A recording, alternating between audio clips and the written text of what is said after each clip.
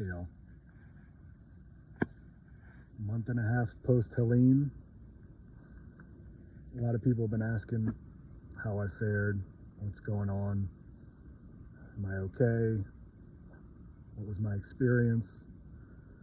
So I figured I'd make a video, try to give you the broad strokes and let everybody know that I'm okay, my son's okay, my community's okay.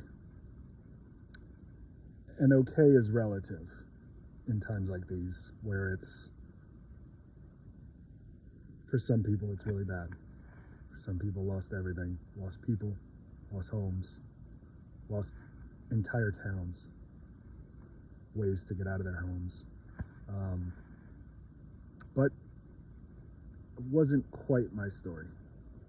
So my story was emergency evacs, a lot of chainsawing, making Huckleberry Finn, Tom Sawyer bridges so that we could communicate with the world, working with black ops guys that were flying helicopters in and dropping things out, all the way to, holding each other while we cried, and coming together in a really cool way. But I guess I could start at day one. It makes the most sense. So we knew the storm was coming, which a lot of people in this area in Western North Carolina didn't know what that meant, because that hasn't happened since 1917 or something like that, where people were like, well, hurricane, okay, well, Florida gets hit by hurricanes, New Orleans gets hit by hurricanes, other places get hit, we'll just get a little bit. The days leading up, we had a big storm already. Waters were rising, places in town were already flooding before the hurricane even got here. So, being from New Orleans, being through this so many times, being raised by a police officer, always being prepared. I failed out of Boy Scouts, but you get the point. We got our things together. We filled up bathtubs. We made sure we had water. I put food aside. I put the generator, hooked it up on the house. I'm fortunate enough at the time I had a hookup to the house. So I thought, great, I had fuel, I had a generator, we'll be all right. I prepped my son. I prepped other people that I knew, anyone that I could talk to. Hey, this is probably what's going to happen. We're going to lose communication. We're going to have days where we're not quite sure. This is the worst case, And worst case is we just got to get out there, see if our neighbors are okay, start chainsawing. So, during the middle of the night, the storm came. Power went out. That's to be expected. Our valley has no cell phone service already, so we all rely on internet calling. So we have terrible internet to begin with. Some people move out to this valley exactly for that reason. I didn't. So, communication out. Nighttime. Winds start coming. Wasn't terrible. Got a few hours of sleep. Woke up. Looked out the window. Our whole power system and box had been ripped off the house, including the connection that gets the generator hooked up to the house. So that was a fun aha moment. But no real big trees down on the house. Not any serious structural damage. Okay. My son off looking at movies on the iPad. We're going to be okay. All right, the winds were coming, still coming. Trees were moving. See, you see behind me all these terrible pine trees just swaying like wet noodles and cracking. You can see a lot of them are still here. A couple of these back here could have easily gone a bad way, but they didn't. And mostly because I was sitting in the window praying, oh God, please. I don't do this very often, but I'm calling on you now. I know it's been a while, but push it the other way, push it the other way. And part of that praying was I knew which directions the winds were coming from because you could see it. So they fell that way. And in this valley, it was kind of unique because we got hit with tornadoes as well. It's kind of a horseshoe valley, so it was this perfect storm. pun intended, to just cause so much devastation. So the winds finally subsided by late morning, and I get a knock on the door. Rain's still going, but winds are still going, but not 50 miles, 60, 70 miles, lower than that. Rain's still going. Get a knock on my door. Hey, Peter's hurt. Do you have cell phone service? Of course I don't. So I immediately put my clothes on. Peter, being a friend of mine, a 76-year-old Army vet who lives just right down the way, he had gotten hit by a piece of roof that he had gone outside to tend to something that was falling off of his part, and a piece of roof smashed him. I didn't know how bad it was. I didn't know what was going on, but I knew, well, the worst of it's over. Let's go out and see the devastation, or let's go out and make sure what's going on with our neighbors. So me and Rob put on our boots and grabbed our saws and axes and went about it. We could see that tons of trees, a lot more were down than I was expecting. So we get over to Peter's area, and I immediately knew it was bad, because next thing you knew, I saw a lot of our neighbors running around.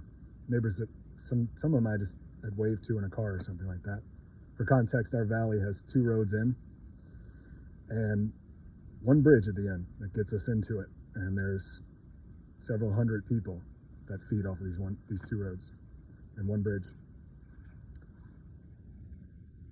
So I'm seeing people rushing around. I'm seeing people grabbing chainsaws already starting to hit. And I really see, I'm able to, once I get out of my little nook, I'm able to see how bad it is. Trees down everywhere. Just road just completely covered in downed trees. Just within 100 yards, there were probably 50 trees down on the road. So I ask about Peter. We find out, yeah, he's got some serious bleeding, head trauma. They have him strapped to a snow sled. And luckily, we have doctors. We have a doctor. We have a wilderness EMT in the neighborhood that just so happened to be called because someone knew that he was that, so they ran and got him. And someone else ran into another house. Someone ran us to another house and got these different supplies. So they were able to stabilize him enough. But we knew the time was short before we had to get him somewhere. No communication, no nothing. And as the neighbors came out and just started chainsawing and using whatever tractors they had or whatever they could do, kids like my son just grabbing branches and starting to drag them when they were cut. And we just started clearing the road as much as possible, and other people were working on how to evac him. Other people were running down the road, hopping over trees and all to figure out the best route. That's when they came back and told us that our bridge was gone. Just gone from the waters rushing. So we knew from the doctor that we had about 6 hours at max. So everyone came out. It was, I don't even know how to describe it, but it didn't matter. It didn't matter how rich someone was. It didn't matter what they voted. It didn't matter anything. You had people that were 4th-generation farmers and, New York retirees. Just all clearing the road. Because we knew that we had one goal, day one, to get Peter out. And everybody started checking on each other. Do we know, the conversations while we were chainsaw and moving? Do we know of any elderly people or people that are on machines, people that could be, in their homes, not being able to breathe or not having their medical needs met? So we started trying to make these lists as we just talking. And fortunately enough, a police officer came. He was looking for his mom, or he's coming to bring his mom an oxygen tank because he knew that she was on a machine, because all of our power was done. All of our power lines were just wrapped up in trees, gone. We knew that was not coming back anytime soon. So he luckily was there, and so he was able to get on his radio, and it worked enough to say, all right, on the other side of the bridge, we can get a truck that can bring your friend out. So we knew we had a goal, but we knew we didn't know how to get there because also he had brain like hemorrhages and bleeding, so we couldn't just do our best and throw him over trees. So it took a long time and a lot of people helping and being damn sure. And fortunately enough, we were able to find a way, and neighbors just started coming out. Oh, well, if you go through this driveway and there's this back way and you got to go through this field and you'll get back out the other way. So we were able to do that. And eventually it took us, I think, 6 hours to finally get just enough. We were cutting through pastures and moving the cows out the way so we could get around big clumps of trees.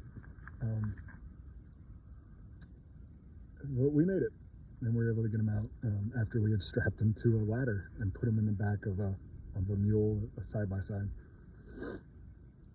And after that, everybody just kind of got back to it, got back on the chainsaws, got back on whatever they could, got back on organizing. And that was a big thing, was immediately there were smart people that said, all right, everybody do what you can today, make sure you're safe, make sure your neighbor's safe, but tomorrow at noon, let's get together at this barn over here.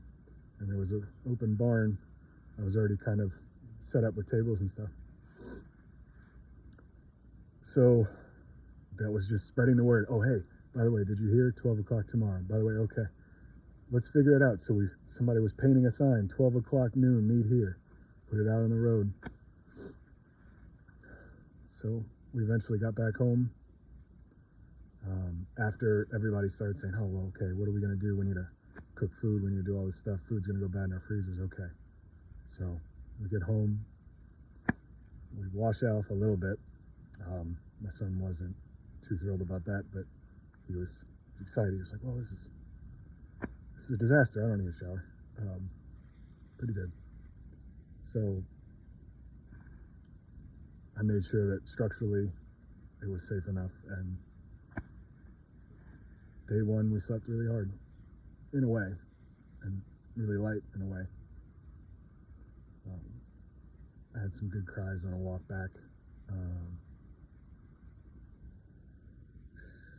that was day one.